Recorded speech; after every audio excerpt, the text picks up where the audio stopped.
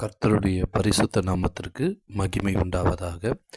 இந்த நாளிலும் கூட தேவ செய்தியினுடைய தலைப்பு, சாகிறவனுடைய சாவை கர்த்தர் விரும்புகிறது இல்லை. எசேக்கியேலின் புஸ்தகம் 18ஆம் அதிகாரம் 30வது வசனத்தின் மைய பகுதியும் 32வது வசனம் 31வது வசனத்தின் பிற்பகுதியும் நாம் இப்பொழுது வாசிக்க கேட்போம்.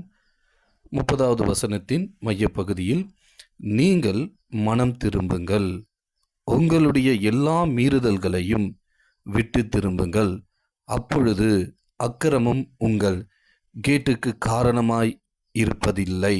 32வது வசனம் விதமாய் சொல்லப்படுகிறது, மனம் திரும்புங்கள், அப்பொழுது பிழைப்பீர்கள், சாகிறனுடைய சாவை நான் விரும்புகிறதில்லை என்று கர்த்தராகிய ஆண்டவர் சொல்லுகிறார். 31வது வசனத்தின் பிற்பகுதியில் நாம் பார்ப்போமானால், நீங்கள் ஏன் சாக வேண்டும்? அநேக நேரங்களில் ஏதோ ஒரு குடும்ப சூழ்நிலை நிமித்தமாகவோ, அல்லது கடன் பிரச்சனை நிமித்தமாகவோ, அல்லது கணவன் மனைவிக்குள்ளாக இருக்கக்கூடிய பிரச்சனை நிமித்தமாகவோ, அல்லது குடும்பத்தார் சொந்தக்காரர்களின் நிமித்தமாகவோ, ஏதோ ஒரு காரியத்தின் நிமித்தம், ஒரு வேலை மாந்திரிகம் அல்லது சூனியத்தின் நிமித்தமாகவோ தற்கொலை எண்ணங்கள் அடிக்கடிக்கு தோன்றிக் கொண்டிருந்தாலும், அல்லது ஏதோ ஒரு காரியத்தின் நிமித்தம் ஒவ்வொரு நாளும் இனி நாம் ஏன் வாழ வேண்டும், நாம் சாகிறது நல்லது என்று சொல்லி கூட அநேக நேரங்களில் உங்களுடைய சிந்தனைகளிலும் உங்களுடைய யோசனைகளிலும் ஏதோ ஒரு டிஸ்டர்பன்ஸ் இருந்து கொண்டே கூட இருந்திருக்கலாம். ஆண்டவர் சொல்லுகிறார், நீங்கள் ஏன் சாக வேண்டும்? சாகிறனுடைய சாவை நான் விரும்புகிறது இல்லை என்று கர்த்தராகிய ஆண்டவர் சொல்லுகிறார் என்று எழுதப்பட்டிருக்கிறது.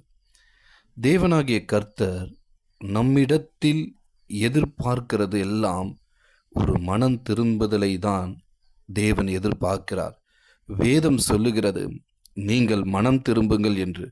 அநேக நேரங்களில் நாம் விடுதலையாக முடியாதபடிக்கு நம்முடைய பாவங்கள், நம்முடைய அக்கிரமங்கள், நம்முடைய மீறுதல்கள் அதற்கு ஒரு தடையாக கூட இருக்கலாம். வேதம் சொல்லுகிறது, ஏசாயாவின் புஸ்தகம் 59வது அதிகாரம் 2வது வசனத்தில் இவ்விதமாய் சொல்லப்படுகிறது, உங்கள் அக்கிரமங்களே உங்களுக்கும் உங்கள் தேவனுக்கும் நடுவாக பிரிவினை உண்டாக்குகிறது, உங்கள் பாவங்களே அவர் உங்களுக்கு செவி கொடாதபடிக்கு அவருடைய முகத்தை உங்களுக்கு மறைக்கிறது. நாம் தேவனிடத்திலிருந்து ஒரு விடுதலை பெற வேண்டும், அல்லது ஒரு அற்புதம் பெற வேண்டும், அல்லது ஒரு சுகம் பெற வேண்டும் என்றால் நமக்குள் ஒரு மனம் திரும்புதல் இருக்க வேண்டும். எந்த காரியம் நாம் தேவனிடத்திலிருந்து விடுதலை பெற முடியாதபடிக்கு தடையாக காணப்படுகிறதோ அந்த காரியத்தில் நாம் மனம் திரும்புதல் நமக்கு அவசியமாக இருக்கிறது. அப்படி தேவனிடத்தில் நாம் மனம் திரும்பும் பட்சத்தில் தேவனாகிய கர்த்தர் நமக்கு ஒரு விடுதலையை கொடுக்க வல்லமையுள்ள தேவனாக இருக்கிறார். நமக்கு ஒரு அற்புதம் செய்ய வல்லமையுள்ள ஒரு தேவனாக இருக்கிறார். நம்முடைய சரீர சுகத்திற்கு ஒரு ஆண்டவர் ஒரு அற்புதம் செய்யக்கூடிய ஒரு வல்லமையுள்ள தேவனாக அவர் இருக்கிறார். நம்மிடத்தில் எதிர்பார்க்கிறதெல்லாம் ஒரு மனம் திரும்புதல். நாம் எப்போ காரியங்களில் இருந்து அவர் எதிர்பார்க்காத காரியங்களில் நாம் ஈடுபட்டு கொண்டு இருந்திருக்கலாம், அல்லது நாம் விடுதலை பெற முடியாதபடிக்கு ஏதோ ஒரு காரியம் நம்முடைய வாழ்க்கையில் அது காணப்பட்டு கொண்டு கூட இருந்திருக்கலாம். அப்படி என்றால் எந்த காரியத்தில் நாம் மனம் திரும்ப வேண்டும்? அப்படி மனம் திரும்பினால் ஒரு நிரந்தரமான விடுதலை எப்போ நமக்கு உண்டாகும்? ஸோ இதை எல்லாவற்றிலும் நாம் பார்க்க வேண்டும். முதலாவதாக, மனம் திரும்பும் பட்சத்தில் என்ன நடக்கிறது என்பதை ஒரு சில காரியங்களை நாம் வேதத்திலிருந்து நாம் பார்க்க போகிறோம். நினிவே என்கிற ஒரு நகரம் அழிக்கப்பட போகிறது. அங்கு இருக்கிற ஜனங்கள் எல்லாம் சாகிறது கர்த்தருக்கு விருப்பம் இல்லை. ஆகையால் தான் நினிவே பட்டணத்துக்கு போகும்படியாக யோனாவை தேவன் அனுப்புகிறார். ஆனால் நடந்தது என்ன? யோனாவின் புஸ்தகம் 1ஆம் அதிகாரம் 2வது வசனத்தில் இவ்விதமாய் சொல்லப்படுகிறது, நீ எழுந்து மகா நகரமாகிய நினிவேக்கு போய் அதற்கு விரோதமாக பிரசங்கி அவர்களுடைய அக்கிரமம் என் சமூகத்தில் வந்து எட்டினது என்றார். அப்போ நினிவே நகரம் வந்து அழிக்கப்படுகிற ஒரு சூழ்நிலை வருகிறது. அந்த ஜனங்களுடைய அக்கிரமங்கள் எல்லாம் தேவனுடைய சமூகத்துல போய் அங்க இருக்கு. ஸோ அந்த ஜனங்கள் வந்து தங்களுடைய அக்கிரமத்தில் இருந்தும் அவங்க மனம் திரும்ப வேண்டும் என்பது தேவனுடைய விருப்பமாக இருக்கிறது. அப்படி அவங்க மனம் திரும்பாத பட்சத்துல வந்து அங்க என்ன நடக்கும்? ஸோ இந்த சூழ்நிலையில அந்த ஜனங்கள் வந்து அங்க அழிக்கப்படக்கூடாதபடிக்கு தேவனாகிய கர்த்தர் வந்து யோனாவை வந்து அங்க அனுப்புறார். தேவனாகிய கர்த்தர் வந்து அந்த நினிவே பட்டணத்தில் இருக்கக்கூடிய ஜனங்கள் வந்து அழிந்து போகாதபடிக்கு அவங்களை எப்படியாவது காப்பாற்ற வேண்டும் என்று சொல்லி தான் தேவனுடைய நினைவாக இருக்கிறது. ஏனென்றால், ஏன் நீங்கள் சாக வேண்டும் என்று சொல்லி நம் வேதத்தில் நாம் பார்க்கிறோம். யோனாவின் புஸ்தகம் 3ஆம் அதிகாரம் 4 முதல் 10வது வசனம் வரைக்கும் நம்ம வாசிச்சு பார்த்தோம்னா, யோனா நகரத்தில் பிரவேசித்து ஒரு நாள் பிரயாணம் பண்ணி இன்னும் 40 நாள் உண்டு, அப்பொழுது நினிவே கவிழ்க்கப்பட்டு போம் என்று கூறினான். 5வது வசனம் சொல்லுகிறது, அப்பொழுது நினிவேயில் உள்ள ஜனங்கள் தேவனை விசுவாசித்து. இப்போ ஜனங்கள் எல்லாம் வந்து என்ன பண்றாங்கன்னா, இந்த சூழ்நிலையில வந்து ஐயோ நம்ம நினிவே பட்டணம் வந்து அழிக்கப்பட போகிறதே, நம்ம வந்து மனம் திரும்ப வேண்டுமேன்னு சொல்லி கூட எல்லாரும் என்ன பண்றாங்கன்னா, தேவனை விசுவாசித்து உபவாசம் செய்யும்படி கூறினார்கள். பெரியோர் முதல் சிறியோர் மட்டும் ரெட்டுடுத்தி கொண்டார்கள். 6வது வசனம் சொல்லுகிறது, இந்த செய்தி நினிவேயின் ராஜாவுக்கு எட்டின போது அவன் தன் சிங்காசனத்தை விட்டு எழுந்து தான் உடுத்தியிருந்த உடுப்பை கழற்றி போட்டு ரெட்டை உடுத்தி கொண்டு சாம்பலிலே உட்கார்ந்தான். அப்படிப்பட்ட நினிவே ராஜாவே அந்த பட்டணம் அழிக்கப்பட போகிறது என்று சொல்லி யோனா உரைத்த அந்த உரையில அவர்கள் என்ன பண்ணாருன்னா, அவர் உடுத்திருந்த உடையை கழற்றிட்டு ரெட்டை உடுத்தி கொண்டு சாம்பலிலே உட்கார்ந்தான். ஏன்னா நினிவே பட்டணம் அழிக்கப்பட்டு போயிடக்கூடாதுன்னு சொல்லி அவங்களுக்குள்ளாக இப்போ ஒரு மனம் திரும்புதல் வந்து உண்டாகுகிறது. அப்போ 7வது வசனம் சொல்லுகிறது, மேலும் ராஜா தானும் தன் பிரதானிகளும் நிர்ணயம் பண்ணின கட்டளையாக நினிவே எங்கும் மனுஷரும் மிருகங்களும் மாடுகளும் ஆடுகளும் ஒன்றும் ருசி பாராதிருக்கவும், 2வது வந்து மேயாமலும் தண்ணீர் குடியாமலும் இருக்கவும். அப்போ இந்த இடத்துல வந்து இப்போ என்ன பண்ணுறாங்கன்னா, பிரதானியோட கூட வந்து ராஜா வந்து தீர்மானம் பண்ணிக்கிறாரு.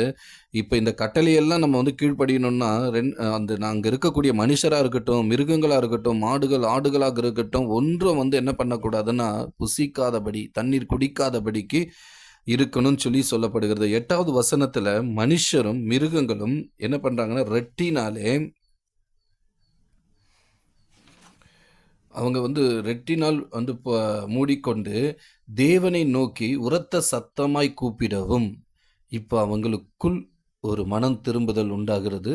தேவனை நோக்கி அவங்க என்ன பண்ணுறாங்கன்னா, உரத்த சத்தமாய் கூப்பிட்டு அவர் தம் தம் பொல்லாத வழியையும் தம் தம் கைகளில் உள்ள கொடுமையும் விட்டு திரும்பவும் கடவர்கள் என்று அதில் சொல்லப்பட்டிருக்கிறது. 9வது வசனத்தில் சொல்லப்படுகிறது, யாருக்கு தெரியும், நாம் அழிந்து போகாதபடி ஒருவேளை தேவன் மனஸ்தாபப்பட்டு தம்முடைய உக்கிர கோபத்தை விட்டு திரும்பினாலும் திரும்புவார் என்று கூற சொன்னான். 10வது வசனம், அவர்கள் தங்கள் பொல்லாத வழியை விட்டு திரும்பினார்கள் என்று தேவன் அவர்களுடைய கிரியைகளை பார்த்து தாம் அவர்களுக்கு செய்வேன் என்று சொல்லி இருந்த தீங்கை குறித்து மனஸ்தாபப்பட்டு அதை செய்யாதிருந்தார். இப்பொழுது இந்த நினிவே பட்டணத்துக்குரிய காரியங்களில் யோனா வந்து அந்த இடத்துல பிரசங்கிக்கும் பொழுது அந்த ராஜா தன்னுடைய சிங்காசனத்தை விட்டுட்டு அவர் இறங்கி வந்து இருட்டை உடுத்தி வந்து அவர் வந்து அந்த இடத்துல காணப்படுகிறார். அப்போ அங்கே இருக்கக்கூடிய ஜனங்களாக இருக்கட்டும், ஆடு மாடுகளாக இருக்கட்டும், எல்லாவற்றிலும் கூட ஆண்டவர் அந்த இடத்துல என்ன பண்ணுறாங்கன்னா, அவங்க புசியாமலும் தண்ணீர் குடியாமலும் அவங்க உபவாசித்து கொண்டிருக்கிறாங்க. அதில் தான் 9வது வசனம் சொல்லுகிறது, யாருக்கு தெரியும், நாம் அழிந்து போகாதபடிக்கு ஒரு வேளை தேவன் மனஸ்தாபப்பட்டு தம்முடைய உக்கிர கோபத்தை விட்டு திரும்பினாலும் திரும்புவார் என்று கூற சொன்னான்னு சொல்லி எழுதப்பட்டிருந்தது. அவங்க எல்லாரும் தங்களுடைய பொல்லாத வழியை விட்டு திரும்பினார்கள் என்று தேவன் அறிந்து அவர்களுக்கு செய்ய நினைத்த தீங்கை செய்யாதபடிக்கு தேவனாகிய கர்த்தர் அவர்களை அதிலிருந்து காத்தார். அவர்களுக்காக மனஸ்தாபப்பட்டார். இன்றும் நாமும் எந்தெந்த காரியத்தில் ஒருவேளை நாம் அழிந்து போகாதபடி, நாம் மடிந்து போகாதபடிக்கு கர்த்தர் நம்மிடத்தில் என்ன எதிர்பார்க்கிறார்? ஒரு மனம் திரும்புதல். குடும்பத்தில் ஒருவேளை சமாதானம் இல்லாமல், ஒருவேளை கணவன் மனைவிக்குள்ளாக, பிள்ளைகளுக்குள்ளாக எந்த காரியத்தில் அடிக்கடிக்கு தேவையில்லாத ஒரு பிரச்சனை நிமித்தம் குடும்பத்தில் ஒரு சமாதானத்தை இழந்து கொண்டு இருக்கிறீங்களா?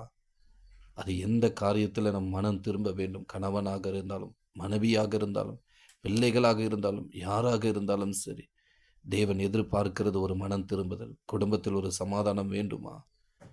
குடும்பத்தில் ஒரு நிம்மதி வேண்டுமா? தேவன் எதிர்பார்க்கிற மனம் திரும்புதல் நமக்குள் வேண்டும்.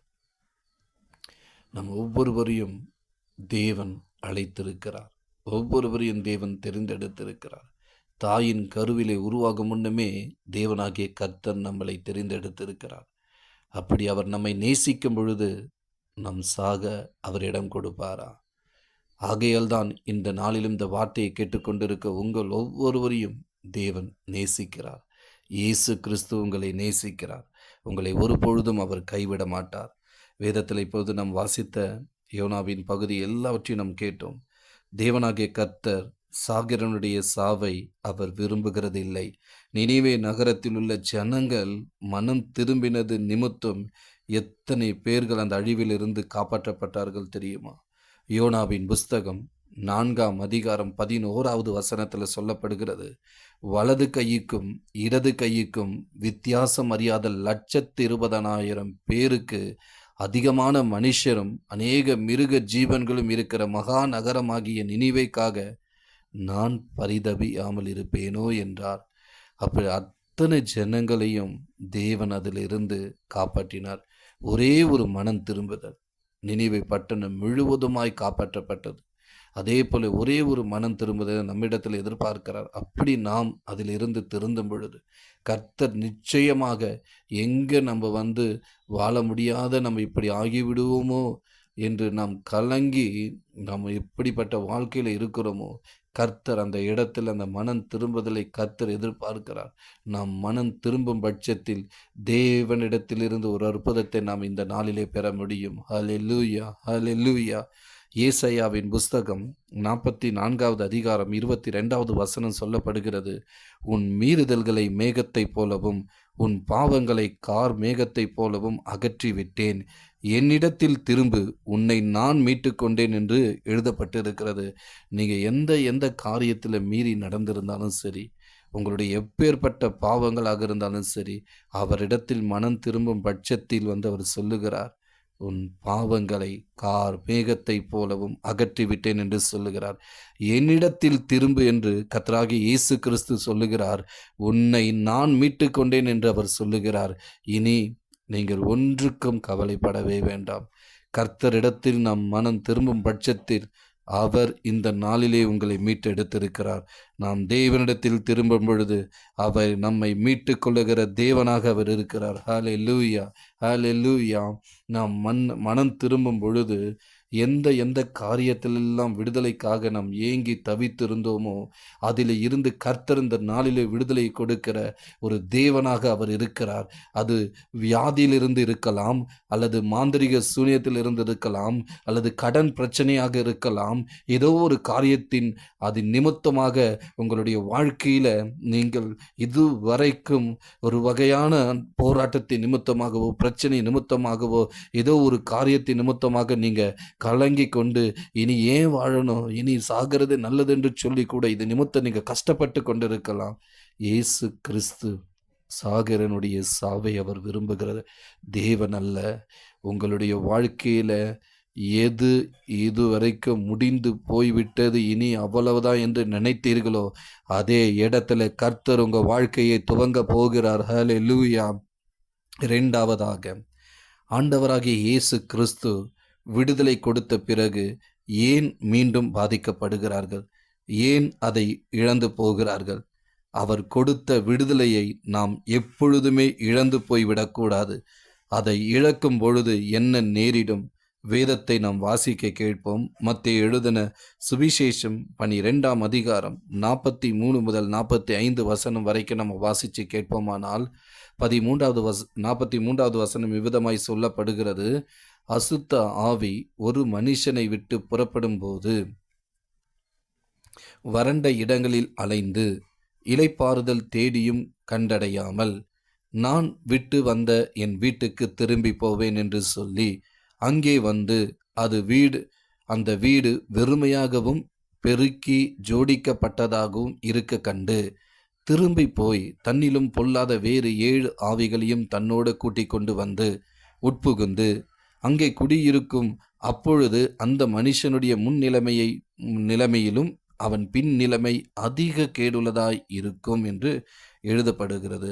அப்போ ஒரு தடவை நம் மனம் திரும்பிட்டோன்னா, தேவனிடத்தில் ஒப்பு கொடுத்த பிறகு எந்த காரியத்தில் நாம் மனம் திரும்பினோமோ அந்த காரியத்தை திரும்பி நாம் பார்க்கவே கூடாது. ஸோ ஆண்டவரிடத்துல ஒரு தடவை நம்ம மனம் திரும்பி அவருக்கு நம்மையே நாம் ஒப்பு கொடுத்து நம்முடைய வாழ்க்கையில் தேவன் ஒரு அற்புதத்தை செய்வதற்காக நம்மளுடைய ஜீவனை அவர் மீட்டு எடுத்துட்டாரா? அப்படி என்றால் மறுபடியும் நாம் ஏற்கனவே செய்த காரியத்தில் நாம் எந்த காரியத்திற்காக மனம் திரும்பி நம்ம வந்தோமோ மறுபடியும் அந்த பாவத்தை செய்யக்கூடாது, மறுபடியும் அந்த அக்கிரமத்தில் இருக்கக்கூடாது, மறுபடியும் அந்த மீறுதல்களுக்குள்ளாக போகக்கூடாது. அப்படி என்றால் நம் தேவன் நம்மை மீட்டெடுத்த பர்பஸ் அப்படின்னா மறுபடியும் அதுக்குள்ளே போகிறதுக்காக அல்ல, அவருக்காக நாம் சாட்சியாய் வாழ்வது தான். அப்படி பல வகையில் ஒரு வேளை நமக்கு விரோதமான கிரியைகள் நம்மை மறுபடியும் அந்த பாதைக்கு கொண்டு போகும் பொழுது அந்த பாதையில் அந்த அசுத்த ஆவி என்ன பண்ணும் அப்படின்னா, அது மறுபடியும் வந்து அந்த இடத்துல குடியிருக்கிறது மட்டும் இல்லாமல் போய் 7 ஆவிகள் அங்கே வந்து தங்கும். அந்த மனுஷனுடைய முன் நிலைமையை பார்க்கிலும் பின் நிலைமை மிகவும் கேடு உள்ளதாய் காணப்படும். ஒரு தடவை நம்ம வந்து விடுதலை ஆகிட்டோமா, ஒரு தடவை நம்ம சுகம் பெற்றுட்டோமா, நாம் இருந்த அந்த கடந்து வந்த அந்த பாதையிலிருந்து கர்த்தர் நம்மளை விடுதலை ஆக்கி விட்டாரா, மறுபடியும் நாம் அதை திரும்பி பார்க்கக்கூடாது. நாம் ஜாக்கிரதை உள்ளவர்களாக இருக்க வேண்டும். எந்த காரியத்தை கர்த்தர் நம்முடைய வாழ்க்கையில் ஒரு புதிய காரியத்தை துவங்க செய்திருக்கிறாரோ அந்த புதிய துவக்கத்தில் நாம் போக வேண்டும். மறுபடியும் கடந்த சூழ்நிலைகள், கடந்து வந்த அப்படிப்பட்ட ஒரு பாடுகள், அப்படிப்பட்ட ஒரு பிரச்சனைகள், அப்படிப்பட்ட ஒரு போராட்டங்கள், அப்படிப்பட்ட நம்ம கடந்து வந்த இனி வாழ்வோமா சாவோமா என்ற சூழ்நிலையில் தான் இருந்திருப்போம். ஆனால் கர்த்தர் அதிலிருந்து ஒரு விடுதலை கொடுத்த பிறகு மறுபடியும் அதை நாம் திரும்பி பார்க்கக்கூடாது. வேதம் சொல்லுகிறது, ஏசாயாவின் புஸ்தகம் 43வது அதிகாரம் 18வது வசனம் 19வது வசனத்தின் முற்பகுதியை நாம் வாசித்து கேட்போமானால், முந்தினவைகளை நினைக்க வேண்டாம், பூர்வமானவைகளை சிந்திக்க வேண்டாம். இதோ நான் புதிய காரியத்தை செய்கிறேன், இப்பொழுதே அது தோன்றும். தேவனாகிய கர்த்தர் இந்த நாளிலும் உங்களுக்கு ஒரு புதிய காரியத்தை செய்ய போகிறார். இதுவரை எந்த விடுதலைக்காக, சுகத்திற்காக ஏங்கி தவித்தீர்களோ, உங்களுடைய வாழ்க்கையிலே தேவன் ஒரு புதிய காரியத்தை இந்த நாளிலே செய்ய போகிறார். இந்த வார்த்தையை கேட்டுக்கொண்டிருக்கிற ஒவ்வொருடைய வாழ்க்கையிலையும் கர்த்தர் ஒரு புதிய காரியத்தை செய்ய போகிறார். ஹல்லேலூயா. இதுவரைக்கும் உங்களை விசாரிக்க யாரும் இல்லை என்று நீங்கள் நினைத்திருக்கலாம். உங்களை விசாரிக்க இயேசு இருக்கிறார். உங்களை யார் வேண்டுமானாலும் மறந்து போகலாம், யார் வேண்டுமானாலும் உங்களை கைவிடலாம், யார் வேண்டுமானாலும் உங்களை புறக்கணிக்கலாம். இயேசு கிறிஸ்து உங்களை மறவாத ஒரு தேவனாக இருக்கிறார். இயேசு உங்களை நேசிக்கிற ஒரு தேவனாக இருக்கிறார். தேவனாகிய கர்த்தர் நம்மிடத்தில் எதிர்பார்க்கிறதெல்லாம் ஒரு மனம் திரும்புதல். அந்த மனம் திரும்புதல் நமக்குள்ளாக வந்த பிறகு மீண்டுமாய் அதை திரும்பி நாம் வந்த பாதையை திரும்பி பார்க்கக்கூடாதபடிக்கு நம்முடைய இருதயம் ஜாக்கிரதை உள்ளதாகவும் எச்சரிக்கை உள்ளதாகவும் காணப்படும் பொழுது கர்த்தர் நம்மளை விடுவிக்கக்கூடிய ஒரு தேவனாக இருக்கிறார். ஹல்லேலூயா, ஹல்லேலூயா. அவர் சாகிறவனுடைய சாவை அவர் விரும்புகிறது இல்லை. நம்மிடத்தில் எதிர்பார்க்கிற அந்த மனம் திரும்புதல் நமக்குள்ளாக வரும் பொழுது கர்த்தர் நிச்சயமாக உங்களுடைய வாழ்க்கையிலே ஒரு பெரிய காரியங்களை செய்வார். நாம் மனம் திரும்பின பிறகு மீண்டுமாய் பழைய காரியங்களை நாம் திரும்பி பார்க்கக்கூடாது. அப்படி பார்த்தால் என்ன ஆகும் என்பதையும் குறித்து நாம் வேதத்திலே நாம் வாசித்து பார்த்தோம். உங்களுடைய வாழ்க்கையில தேவனாகிய கர்த்தர் ஒரு அற்புதத்தை செய்யதான் இந்த வார்த்தையை கேட்க உங்களுக்கு இந்த நாளிலும் வைத்துக் கொண்டிருக்கிறார். நடந்த ஒரு சம்பவத்தை உங்களிடத்தில் நான் பகிர்ந்து கொள்ள விருப்பப்படுகிறேன். சாகனுடைய சாவை தேவன் விரும்புகிறதே இல்லை என்று வேத வசனத்தின்படியாக இந்த நாளிலும் கூட தேவ செய்தியினுடைய தலைப்பை சொல்லியிருந்தேன். ஒரு சகோதரன் தேவனுடைய வார்த்தை அடங்கிய கைப்பிரதி, அதாவது ஒரு டிராக்ஸ் தெரு ஓரங்களிலும் வீடுகளிலும் கொடுத்து கொண்டே போயிருந்தான். ஆனால் ஒரு வீடு வரும்போது ஒரு வீட்டில் மட்டும் அவன் கதவை தட்டி கொண்டே இருந்திருக்கான். அந்த வீட்டினுடைய கதவை யாருமே வந்து திறக்கலை.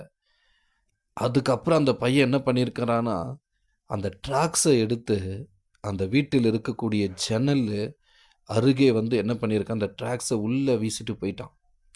அந்த வீட்டில் நடந்த சம்பவம் என்ன தெரியுமா? அந்த வீட்டில் உள்ள ஒரு நபர் தற்கொலை செய்ய வேண்டும் என்று சொல்லி நினைத்து அப்போ அதுக்கான முயற்சிகளை எடுத்துக்கொண்டு இருக்கும் பொழுதுதான் இந்த சகோதரன் கதவை தட்டி இருக்கிறான். அவனுடைய இருதயத்திலெல்லாம் நான் தான் சாக போறேனே, இந்த வேலையில் யார் வந்து கதவை தட்டின நமக்கு என்னன்னு சொல்லி அவனுடைய முயற்சியெல்லாம் தற்கொலை செய்து கொள்ள வேண்டும் சொல்லி தான்.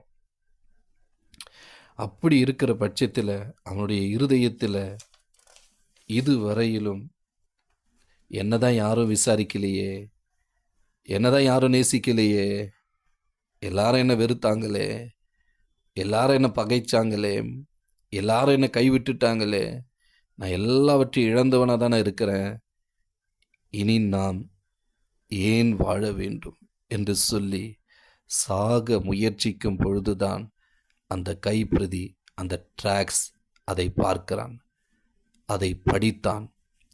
உடனே அவனுக்குள்ளாக இருந்த அந்த தற்கொலை எண்ணம் அவனை விட்டு நீங்கிற்று. யார் இந்த இயேசு என்று அவன் அறிந்து கொள்ள அந்த கைப்பிரதியில் உள்ள விலாசத்திற்கு சென்றான். இயேசு கிறிஸ்து சாகிறவனுடைய சாவை அவர் விரும்புகிற தேவன் இல்லை. அவர் நேற்றும் இன்றும் என்றும் வாழ்கிற தேவன். இந்த வார்த்தையை கேட்டுக்கொண்டிருக்கிற உங்களுடைய ஒவ்வொருடைய வாழ்க்கையிலும் சரி, எனக்குன்னு யாரும் இல்லை, எனக்குன்னு சொந்தம் இல்லை, எனக்குன்னு பந்தம் இல்லை, என்னை விசாரிக்க யாருமே இல்லை என்று சொல்லி நீங்கள் கவலைப்படவே வேண்டாம். உங்களையும் என்னையும் விசாரிக்க ஒரு தேவன் இருக்கிறார். அவர்தான் இயேசு கிறிஸ்து. சாகிறவனுடைய சாவை அவர் விரும்புகிற தேவன் அல்ல.